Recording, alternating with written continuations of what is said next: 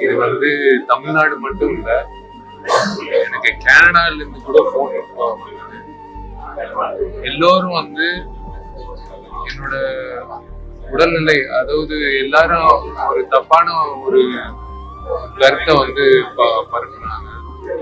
நான் Apollo hospital admit ஆனேன், அந்த மாதிரி விஷயம் தான். அப்படியெல்லாம் ஒண்ணும் இல்லை. It was severe bout of fever. அன்னைக்கு என்னால முடியல.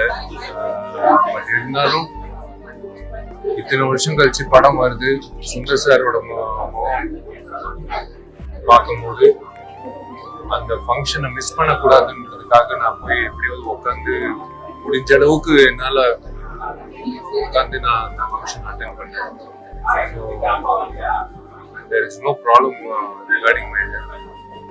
And என்னோட ஃபேன்ஸ், அதாவது என்னோட நண்பர்கள், நீங்க எல்லோரும் வந்து ஒவ்வொரு கோவில்ல வந்து பிரார்த்தனை பண்ணீங்க.